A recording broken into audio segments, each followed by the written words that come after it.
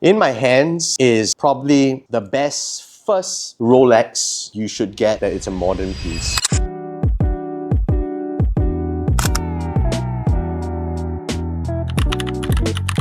This is not an ordinary Rolex Datejust. It's actually a blue motif dial. It has some patterns on the dial. It's not like common flat blue dial that we always see in the market out there, but this one is something more interesting and something more intriguing. It's a 36 millimeters and it's fully shielded up already, so ready to be rocked on your wrist. These are at like 13K, which I think is absolute value for Rolex right now. All you new money folks that want to get into Rolexes and looking for a good piece to get into, I think this is the one for you. Out of all the other pieces that we're launching this drop, this is more commercial, more new money piece that we talk about in the new slang and terms. A lot of the pieces here, I would consider it very old money vibes, very subtle pieces, very elegant pieces, and that's always been our curation, right? I think a little bit more about how we curate our watches here is it goes with our taste profile as well and how we see collectors transition into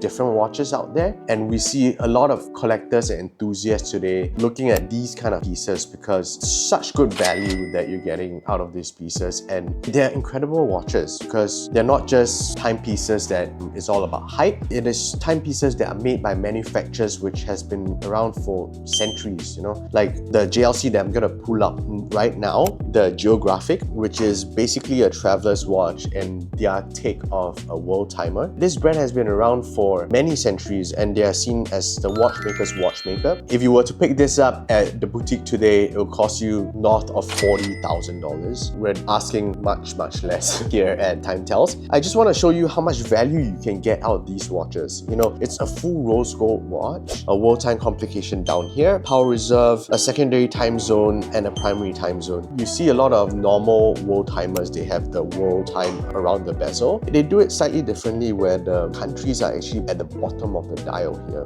That's amazing stuff and great value that you're getting out of this piece right here. That's why I like JLCs a lot, is because of its story and how it kind of evolved with time. Another brand that has rich in history is this Breguet. This is something that we don't really see very common. This in a yellow gold variant is something that is really interesting to me because of the contrast of the color of the dial and the case. Slightly more subtle, a lot more dressy, and beautiful enamel dial, a slightly off-centered second hand as well. It's slightly more unique to your competitors out there like the Rolex here. The status of my collecting journey, I would definitely lean towards the Breguet because this brand is actually older than this brand and they have been making much more complicated stuff than this brand.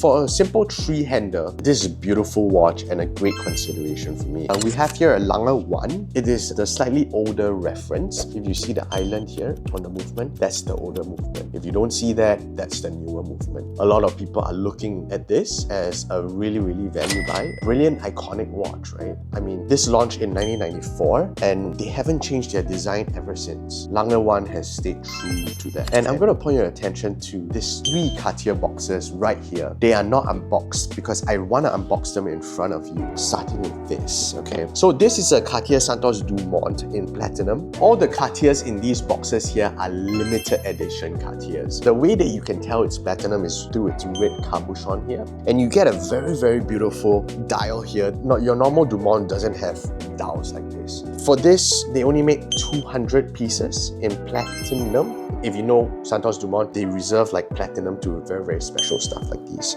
And the next one I'll be unboxing is another Cartier Santos Dumont, but this was made for the American market. And to see one here in Asia is something very unique, and we are extremely blessed to have one here at TimeTells and available for sale here for you guys. Really incredible watch. Again, cabochon red platinum, but this is a baby blue dial. When have you seen one with a baby blue dial? Have you seen? No. This is my first time holding on to this exact reference as well. Actually really blown away. I'll cover a little bit more on it in my videos upcoming. And the last one in that huge box is a tank. This is a Privé collection.